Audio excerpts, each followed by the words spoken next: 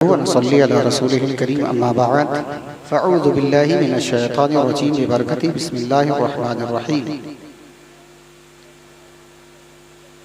क़ाला नबी सल्लल्लाहु तआला अलैहि वसल्लम खैरुकुम मन तअल्लमल क़ुरआन व अल्लमह।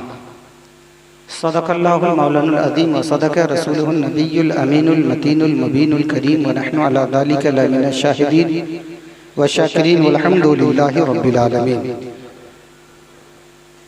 आइए अक़ीदत व मोहब्बत के साथ रसूल मआब सल्लल्लाहु तआला अलैहि वसल्लम की बारगाह गौहरबार में नहायत ही अदब व एहतराम के साथ दुरूद शरीफ का नजराना पेश करें। पढ़ें बावाज़ बुलंद दुरूद शरीफ। अल्लाहुम्मा सल्ली अला सय्यिदिना सफियना हबीबना व नबियना मौलाना मौलाना मुहम्मदिन व बारिक व सल्लिम सल्लु अलैहि सलातन व सलामन अलैका या रसूलल्लाह सल्लल्लाहु तआला अलैहि। आज का ये जो इजलास है शादी खाना आबादी के ताल्लुक़ से हज़रत मौलाना कुर्बान सकाफ़ी साहब ने इनेकाद फरमाया है,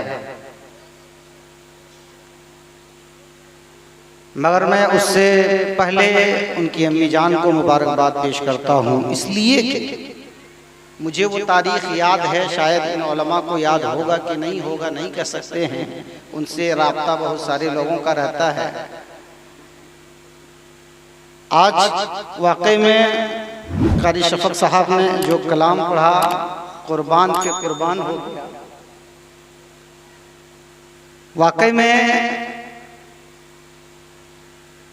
जिस मेयार की है, जिस फिक्र की है इनकी अम्मी, हू बहु हज़रत आपने वैसा ही कलाम लिखा है।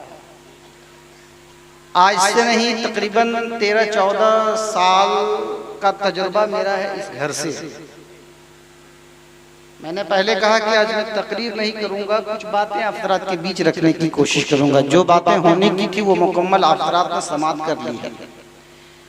आज हम लोगों को और मामला ये होता है कि लोग जलसे जुलूस मिलाद बहुत कम कर रहे हैं, इसलिए गांव ग्राम में खुराफात ज़्यादा हो रहा है।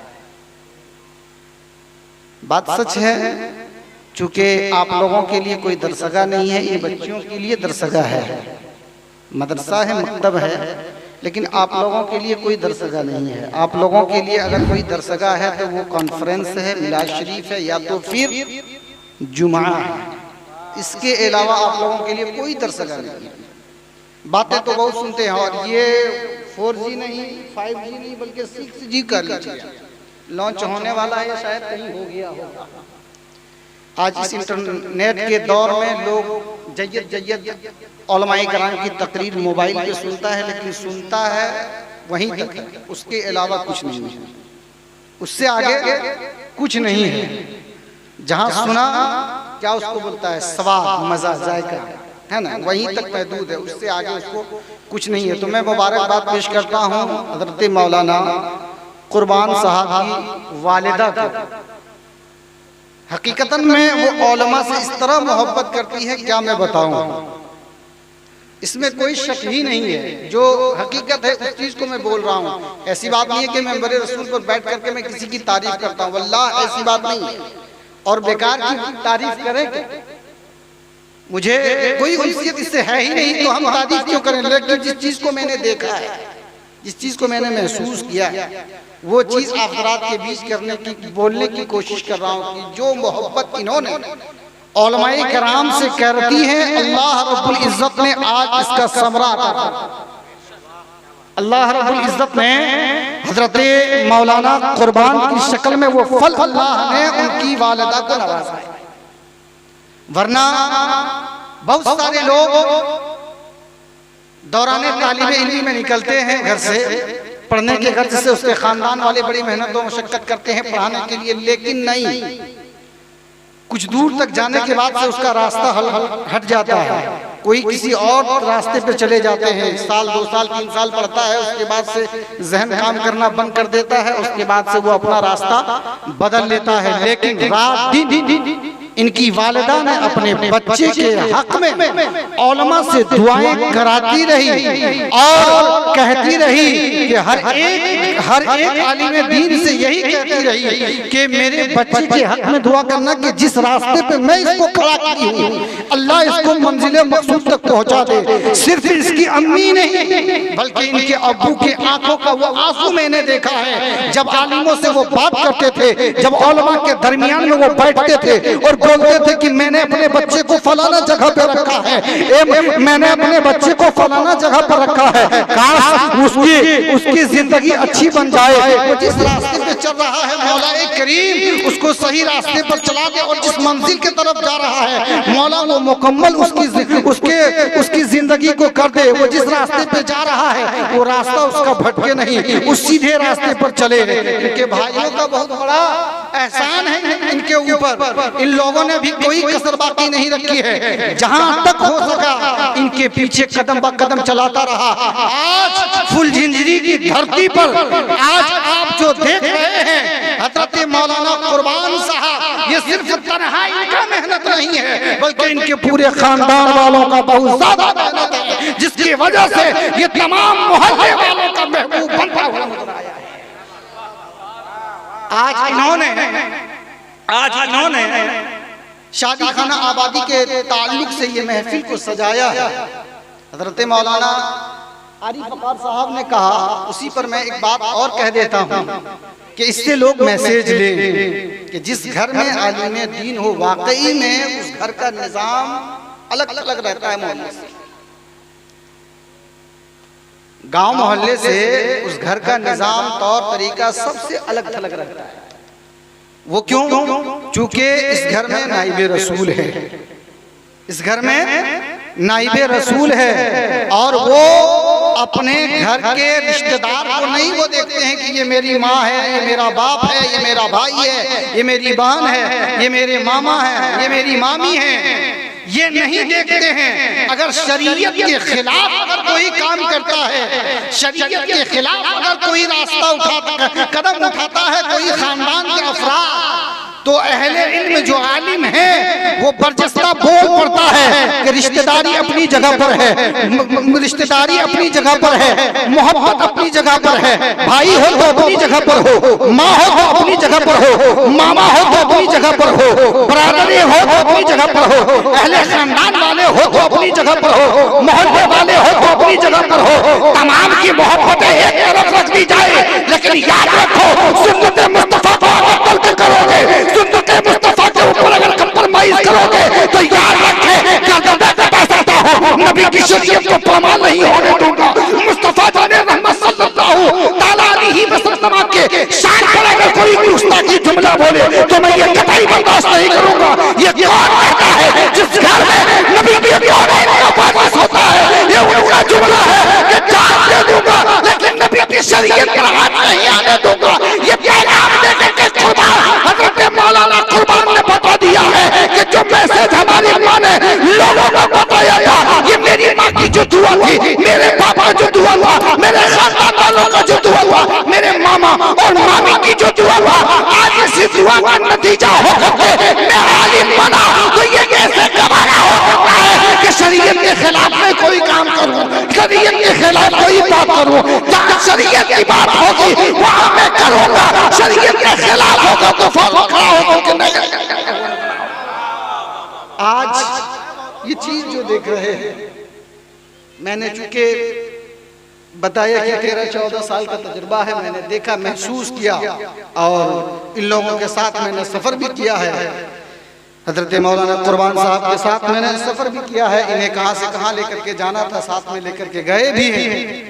आज वाकई में मेरे रसूल से मैं दिल की बातें बता रहा हूं कि जब इसको देखता हूं तो फख्र से छाती मेरा चौड़ा हो जाता है, इस वजह से कि जिस बच्चे को लेकर के मैंने सफर किया था वो बच्चा बेकार नहीं हुआ बल्कि कामयाब होकर के घर वापस आया। और कामयाबी की दलील ये है, आज समाज में कितनी बुराइयां हैं ये तो आपने समाप्त कर ही ली है। उन तमाम बुराइयों के ताल्लुक से मैं क्यों बात करूं? हर एक इंसान जानता है। अभी हजरत सफक दुमकावी साहब ने कहा कि और भी घर में शादियां होती हैं, लोग बड़ी मुख्तसर में, और हम भी इस चीज़ को यहाँ देख चुके हैं। ऐसी बात नहीं है कि मैं कोई विदेश से चल करके आया हूँ। यहाँ के माहौल, यहाँ के निज़ाम, यहाँ के रविश को मैंने अपनी माथे की निगाहों से देखा, और देखने के बाद से तब जा करके बोल रहा हूँ। ऐसे कोई यहाँ वहाँ की बात नहीं बोल रहा हूँ। कैसा और लोगों का तरीका होता है और लोगों का ख्याल है कि मुख्तसर में 5 से 7 मिनट उसके बाद से जो हंगामा होता, अल्लाह माफ फरमाए, कहर क्यों नहीं नाजिल हो जाता है। इसलिए कि इस तरह के खुराफात शादी के मौके से लोग करते हैं। शादी के मौके पे लोग इस तरह के खुराफात, वाहियात, रस्म और रिवाज को निकालते हैं कि औलमा के पास अगर मसला पूछने जाएंगे तो किताबें खोज के थक जाएंगे, फिर भी वो मसला का हल नहीं कर पाएंगे। क्योंकि औरतों का ये मसला है ना, औरतों का मसला है, और औरतों का मसले से उलझने के लिए आपको बहुत कुछ पढ़ना पड़ेगा, है कि नहीं? तब जाकर के आपको समझ में आएगा। किताब में खोजिएगा औरतों का मसला तो कभी नहीं मिलेगा। लेकिन अल्लाह का लाख लाख शुक्र है कि हजरत मौलाना कुर्बान साहब की वालिदा ने यहाँ की औरतों को ये मैसेज दे दिया कि मैंने अपने बच्चों को पढ़ाया, और पढ़ा करके मैं उसी रविश में चलता हूँ, उसी रास्ते पर चलता हूँ जिस पर अल्लाह के प्यारे रसूल सल्लल्लाहु ताला अलैहि वसल्लम की खुशनुदी है। और इंसान को उसी रास्ते पर चलना चाहिए। अमा यार, दुनिया में ऐशो आराम के लिए हम कितनी चीज़ों को मुहैया करते हैं, इकट्ठा करते हैं, जमा करते हैं। झूठ हो, सच हो, ग़ीबत हो, वगैरह वगैरह बहुत सारे काम करके हम दौलत को कमाते हैं, लेकिन कमाने के बाद से उसका रिजल्ट क्या हमें मिलता है, कभी हम इस चीज़ को नहीं देखते। एक बात बताता हूँ कि जब गर्मी का मौसम आता है तो लोग अपने घर में आराम के लिए बहुत सारी चीज़ों को वो जमा करता है। पहले तो लोग हाथ के पंखे से पहले हवा लेता था, अब तो इलेक्ट्रिशियन का दौर है, लोग पंखे से लेते हैं। जैसे जैसे लोगों के पास पैसा आता गया, लोग और भी चीजें लाते गए, कूलर लाते हैं, उससे भी गर्मी नहीं जाती है, ऐसी लाते हैं, उससे भी गर्मी नहीं जाती, और क्या निकालेगा कंपनी, ये अल्लाह जाने, है कि नहीं? ये सारी चीजें हम दुनिया में एक घर में आराम से रहने के लिए उस घर में बहुत सारे सामान को मुहैया करते हैं, एयर कंडीशन बनाते हैं कि हमें आराम मिले, अच्छा मिले। तो हम सारी चीजों को जमा करते हैं इसलिए कि हम आराम से सोएंगे, आराम से रहेंगे, हमारे बच्चे आराम से रहेंगे। लेकिन इन तमाम तर उलमाए किराम के कदमों को चूम करके एक जुमला देना चाहता हूँ। अगर मेरी बात को आप सुन करके अपने ज़हनो दिमाग में रख करके इस पर अमल करेंगे तो मैं मेरे रसूल से मैं ये कहता हूँ कि आपकी ये दुनिया भी सवर जाएगी और आखिरत भी सवरता हुआ नजर आएगा, मगर अमल करोगे तब। हम अपनी दुनिया में जब जीते हैं तो बहुत सारे मामलात से दो चार होते हैं। दोस्तों, जब हम सफर के लिए निकलते हैं कहीं दूर दराज के लिए 500, 200, 150 किलोमीटर की दूरी पर हमें सफर तय करना पड़ता है, तो हम सबसे पहले अपनी गाड़ी की कंडीशन को देखते हैं कि गाड़ी में हवा है कि नहीं है, पेट्रोल है कि नहीं है, गाड़ी कंडीशन पर है कि नहीं है। जब गाड़ी कंडीशन पर होती है तब हम जाकर के निकलते हैं कि अब हमें सफर में कोई धोखा नहीं हो पाएगा, इसलिए कि इसमें मिस्त्री ने सारा चीज देख चुका है कि ये पूरी गाड़ी फिट है, अनफिट नहीं है बल्कि फिट है। और फिट होने की वजह से अब हम आसानी के साथ यहाँ से का सफर करेंगे, या तो फिर यहाँ से गोड्डा सफर करेंगे या कोई और जगह सफर करेंगे आसानी के साथ, इसमें कोई प्रॉब्लम नहीं हो सकता है। मतलब कहने का ये है, जब हम सफर करते हैं यहाँ से देवघर का, यहाँ से रामपुर हाट का, यहाँ से सिवड़ी का, तो हम अपनी गाड़ी के कंडीशन को देखते हैं कि गाड़ी में कोई टेक्निकल प्रॉब्लम तो नहीं है। हम पहले मिस्त्री से चेक करवा लेते हैं। मेरे मिल्लत के नौजवानों, कहने का मतलब ये है, ये तो दुनिया है, दुनिया, एक जगह से दूसरी जगह जा रहे हैं तो हम अपने बाइक को, हम अपने 4 व्हीलर को, हम अपनी गाड़ी को हम मिस्त्री से पहले चेकअप करा लेते हैं। मिस्त्री साहब जरा इस गाड़ी को देख तो दिया जाए कि इस गाड़ी में कोई प्रॉब्लम तो नहीं है, ये टेक्निकल प्रॉब्लम तो नहीं है, हवा तो कम नहीं है, फ्यूल तो कम नहीं है, गाड़ी में ब्रेक सही लग रहा है कि नहीं लग रहा है, चैन सही जगह पर है कि नहीं है, ब्रेक सही है कि नहीं है, लाइट सही है कि नहीं है। जब मिस्त्री ओके कर देता है ये आपकी गाड़ी सही है, आपकी गाड़ी अच्छी है, आपकी गाड़ी मुकम्मल फिट है, तो आप बिल्कुल बिना टेंशन होकर के, टेंशन फ्री होकर के सफर को निकलते हैं और आसानी के साथ आप मंजिल मकसूद तक पहुंच जाते हैं जहां आपको जाना होता है। चाहे वो रायपुर हाट की सरजमीन हो, चाहे वो सिमरी की सरजमीन हो, चाहे वो कलकत्ता हो या किसी और शहर हो, आप बड़ी आसानी के साथ निकल जाते हैं, बड़ी आसानी के साथ चले जाते हैं। एक मुसलमान हो, आप अपनी सहन को करीब करें और मेरे झुंझे को देने की कोशिश करें। जब आप दुनिया में जा रहे हैं गाड़ी को चेक करा रहे हैं, बड़ी आसानी के साथ चेक कराते हैं, फिर आप अपने सफर को ले जाते हैं। क्या आपके सहन में ये बात नहीं आ रही है? क्या आपको ये समझ में नहीं आता है? अल्लाह ने जिंदगी दी है, अल्लाह ने आंख दिया है, अल्लाह ने ज़बान दिया है, अल्लाह ने पैर दिया है, अल्लाह ने हाथ दिया है, अल्लाह ने दिमाग दिया है। ये सारे दिमाग को दुनिया में जीने के लिए आप लगाते हैं। कैसे खाएंगे? आज मेरे घर में नहीं सब्जी बनी है, कैसे लाएंगे? कल मेरे घर में चूल्हा नहीं जलेगा, हम कैसे कमा के लाएंगे? कल हमारे घर में खाने का इंतजाम नहीं है, हम कैसे इंतजाम करेंगे? इस खोपड़ी में आप दिमाग में लगाते हैं कैसे बेवकूफ बनाया जाए, किसको उल्लू बनाया जाए, किसके सर में टोपी पहनाया जाए, किसकी कीमत किया जाए, तब जाकर के हमारे घर के दस्तरखान में खाना आएगा। इस खोपड़ी को आप दिमाग, इस खोपड़ी का इस्तेमाल करके अपने घर के चूल्हे को जलाते हैं, अपने घर के चूल्हे को रोशनदान बनाते हैं, अपने घर के हांडी को लगाते हैं, बच्चे को खाना खिलाते हैं, अपने घर में खाने पीने का इंतजाम करते हैं। ए जिंदगी के तगजुर मुसलमानों, उस वक्त आपका खोपड़ी कहा जाता है जब मस्जिद से मौजूद आसान देते हैं, जब मस्जिद से इमाम कहता है आओ नमाज के तरफ, जब जुमा में इमाम खिताब करता है कामयाबी दीन में है, कामयाबी मुस्तफा की शरीयत में है, कामयाबी पंजगाने दीन में है, कामयाबी मुस्तफा के दीन में है, नबी के कौनैन के फरमान में है। आप उस तरफ जाओगे तो तबाह हो जाओगे, बर्बाद हो जाओगे, जिंदगी खराब हो जाएगी। उस रास्ते पर चलना जिस पर सहाबा चले हैं, जिस पर उलमा चले हैं, जिस पर ताबईन चले हैं, जिस पर तबे ताबईन चले हैं, जिस पर सहाबा चले हैं, हाँ उस रास्ते को इख्तियार करके क्यों नहीं चलते हो जिस पर मेरे मुस्तफा ने फरमाया है अगर मेरे फरमान के मुताबिक तुम दुनिया गुजारोगे, यकीन जानो कल परोसे महशर में मैं तुम्हें सिफारिश करूंगा, मैं तुझे निजात दिलाऊंगा, मैं तुझे बख्शिश दिलाऊंगा। इसको अपने दिमाग में लाने की फिक्र में क्यों नहीं रहते हो? आप इस चीज को सोचते कि नहीं हो? दुनिया में जीने के लिए हर वो काम को करते हो, मगर मुस्तफा को खुश करने के लिए हमारे पास दिमाग नहीं है, हमारे पास ख्यालात नहीं है, हमारे पास फिक्र नहीं है। कहने का महासल ये है जिंदगी रब ने दी है, किसी लिए दी है कभी इसे हमने सोचा तक नहीं है, कभी हमने फिक्र तक नहीं किया है। ये जुबान अल्लाह ने दिया है, ये आंख अल्लाह ने दिया है, अल्लाह रब्बुल इज्जत ने ये जिसको बनाया है, लेकिन किस लिए बनाया है कभी हमें ये तौफीक नहीं होती है। अल्लाह अल्लाह एक जुमला में बताता हूँ, फिर तकरीर को समेटने की कोशिश करता हूँ। आपने देखा होगा, बारहा देखा होगा और देखते ही होंगे, हर जगह, हर गांव में, हर मोहल्ले में कहीं ना कहीं कोई ना कोई बच्चा नुक्स वाला होता है कि नहीं होता है, देखते होंगे।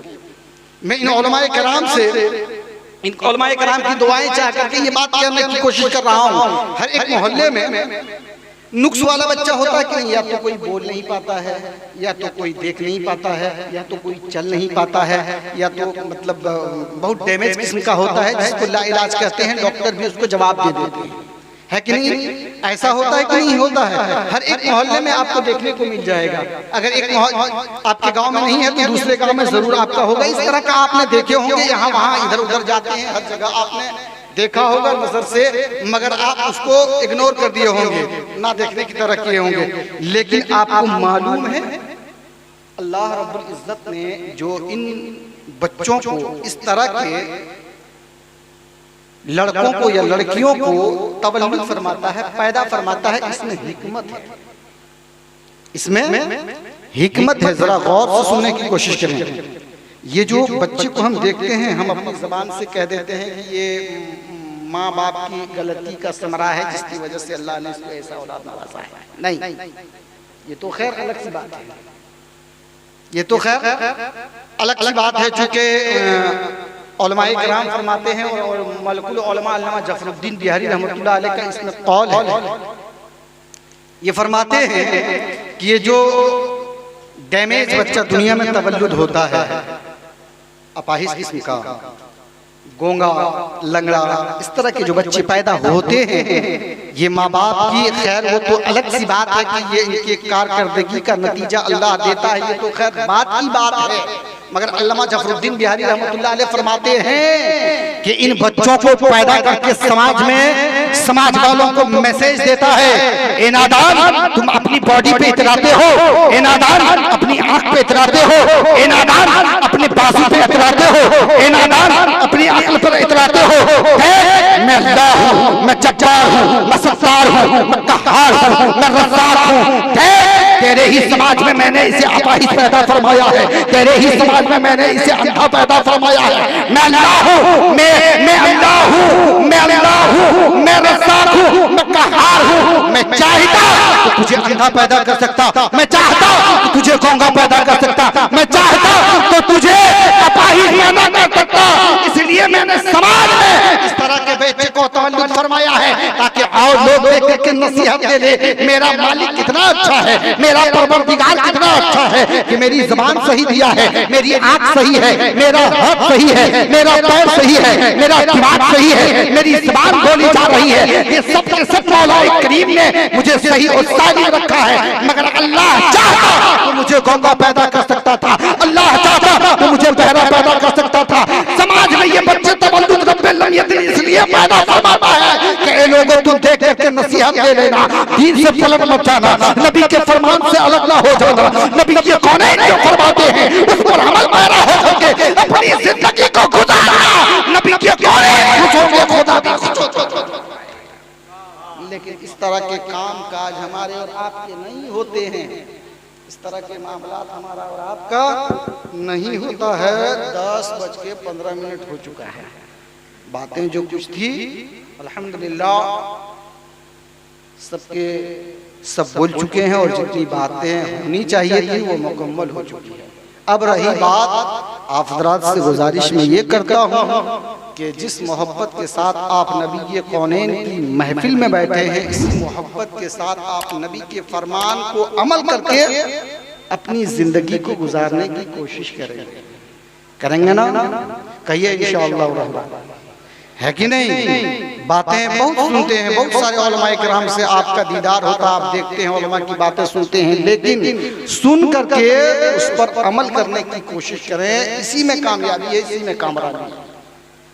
अल्लाह रब्बुल इज़्ज़त की बारगाह में दुआ गो हूँ मौला करीम जिस मकसद खास के तहीं आज का ये अंजुमन सजा मौला ताला इनके नेक जायज़ मकासद को पूरा फरमा और हज़रत मौलाना कुर्बान साहब के ख़ानदान दर ख़ानदान से जितने छोटे बड़े बूढ़े इस दुनिया से गुजरे हैं मौला करीम ईमान के साथ उन्हें जन्नतुल फिरदौस में आला से आला जगह इनायत फरमा। हयात बाकी बात बाकी, ज़िंदगी रही मुलाकात बाकी। आइए हमारे बोलने में या आप लोगों के सुनने में किसी किस्म की लज्जिशें हो गई हो तो बाबा से बुलंद तौबा इस्तिग़फ़ार पढ़ें, अस्तग़फ़िरुल्लाह रब्बी मिन कुल्लि ज़ंबिन व अतूबु अलैहि और कलमा शहादत पढ़ें, अशहदु अल्ला इलाहा इल्लल्लाह व अशहदु अन्ना मुहम्मदन अब्दुहु व रसूलुहु व आखिरु दावाना अनिल हम्दुलिल्लाहि रब्बिल आलमीन। अस्सलामु अलैकुम व रहमतुल्लाहि व बरकातुहू। खड़े होकर